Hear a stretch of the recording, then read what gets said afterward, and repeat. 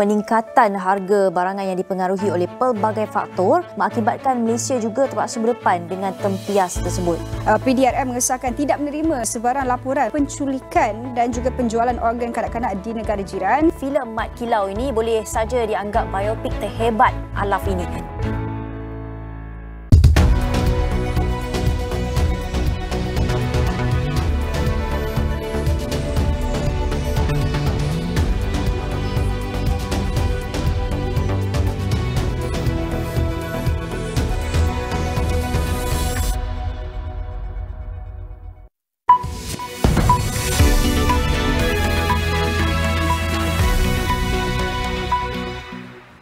Former Premier Datuk Seri Najib Razak returned to court today for a second corruption trial on the embezzlement of 1MDB funds.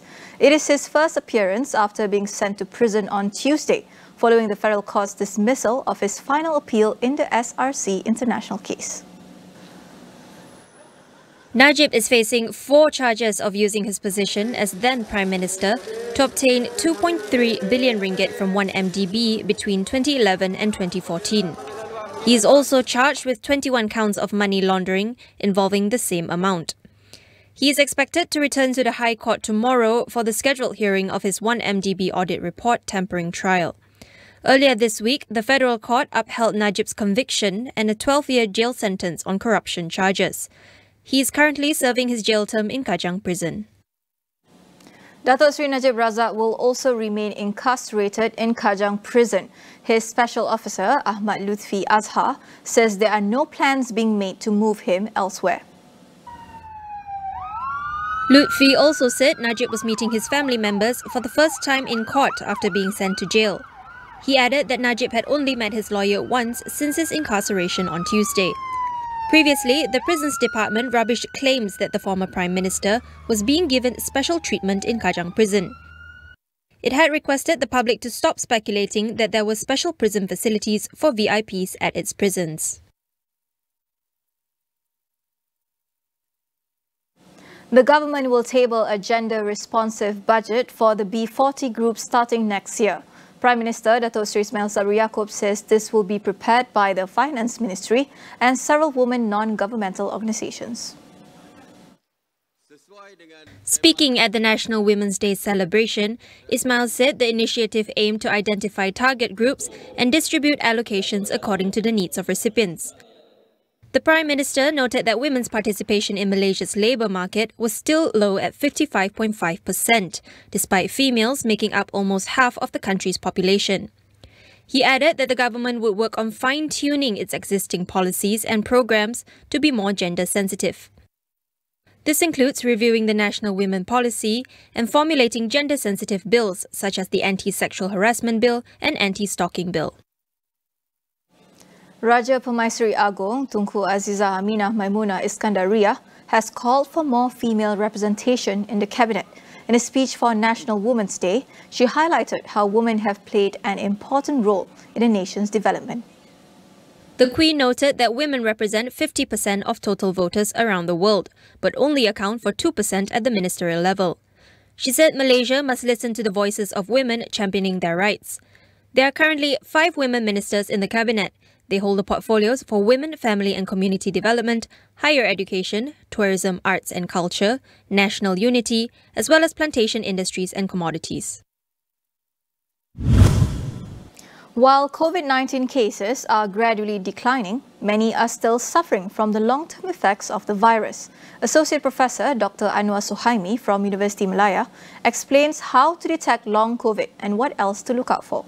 We don't see much of cases going to the hospital because of the recent Omicron strain, but the data coming out from the UK shows that this strain that we're having right now is probably leaving you with a bit of a memoir of their presence or the visit to you. So there's actually a higher probability of getting long COVID from Omicron. Unfortunately, a lot of people confuse long COVID with post-acute COVID syndrome. So this is where definition is very important. And unfortunately, WHO is still sort of going around how to define it. So we will stick to what WHO has really said. Number one, these symptoms must have occurred after a confirmed SARS-CoV-2 infection.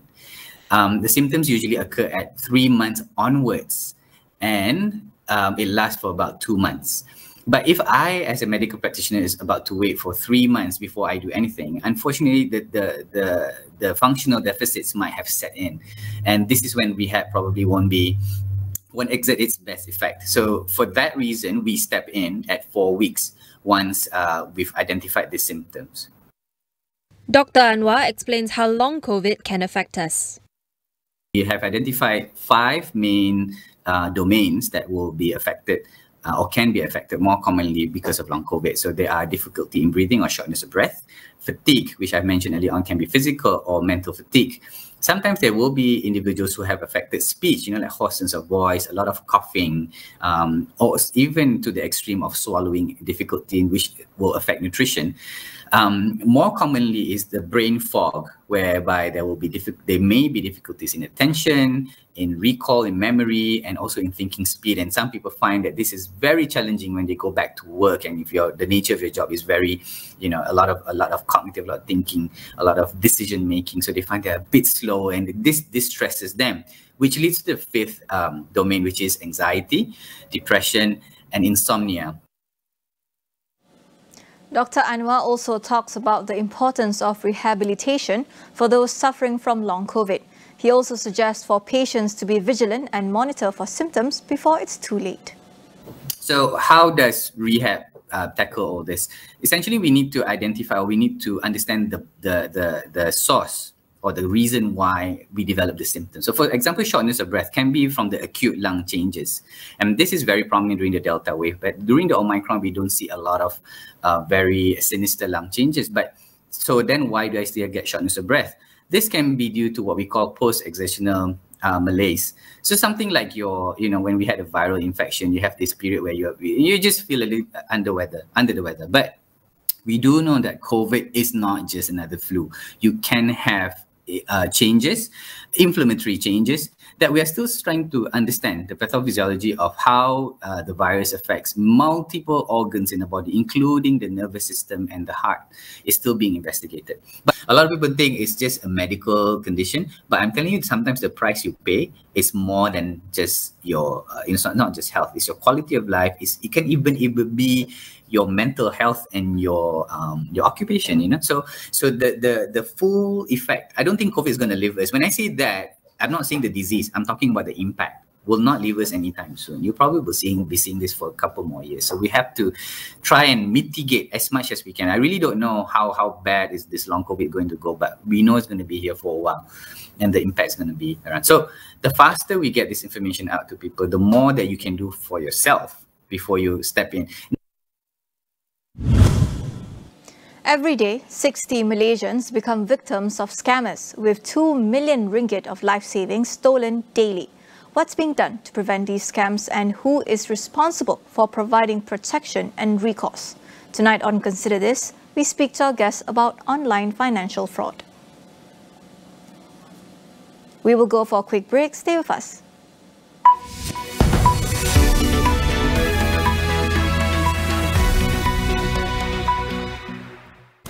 Macam mana nak berniaga kalau sering berdepan gangguan internet dan ancaman cyber? Dengan penyelesaian Maxis Business, anda pasti boleh. Berniaga di mana saja, bila-bila masa, dengan panggilan dan data tanpa had, walau anda berada di luar pejabat. Anda tidak perlu risau lagi dengan perlindungan cyber yang hebat. Miliki pelan Maxis Business Postpaid dan Fiber hari ini. Kita di sini ada bersebab, bukan kerana nasib. Kalau pilih untuk berjuang, jangan seinci pun berundur. Teruskan berjuang selagi bernyawa.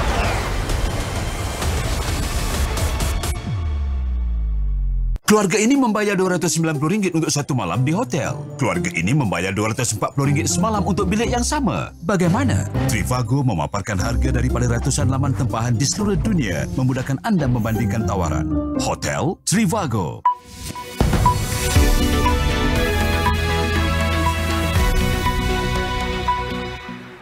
Welcome back. Japan's National Police Chief Itaru Nakamura has resigned to take responsibility over the fatal shooting of former Prime Minister Shinzo Abe.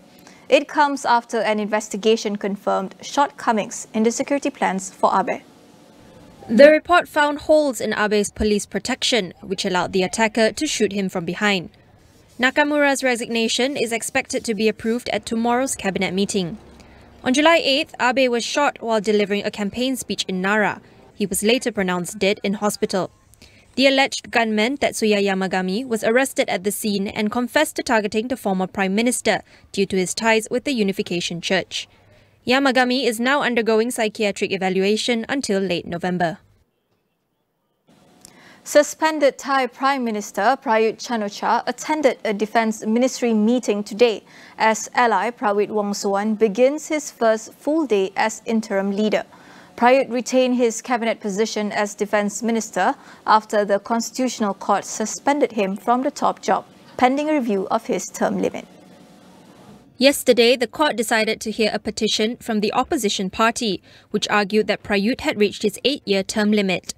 He first took the role of Prime Minister after a military coup in 2014, before winning a controversial general election in 2019.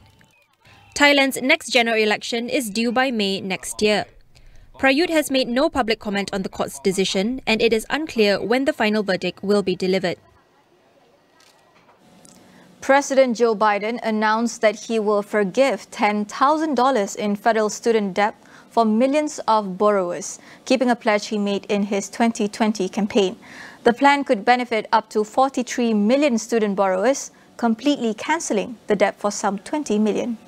Using the authority Congress granted the Department of Education, we will forgive $10,000 in outstanding federal student loans. In addition, students who come from low-income families, which allowed them to qualify to receive a Pell Grant, will have their debt reduced $20,000.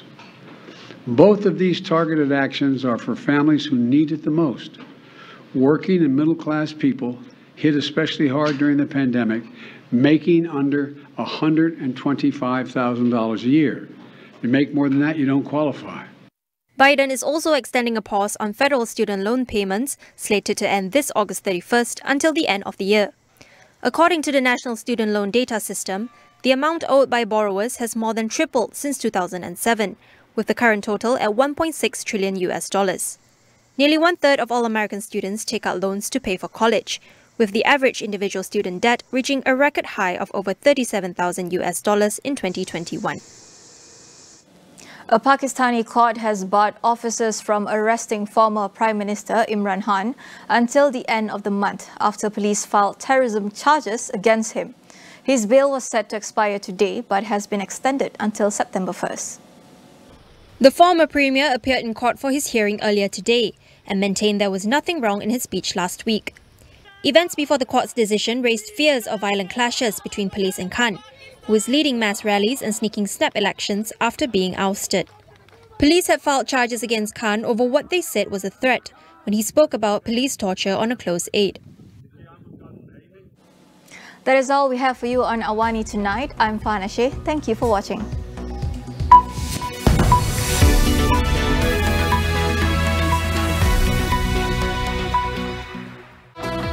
Semarakkan sambutan Hari Kebangsaan dan Hari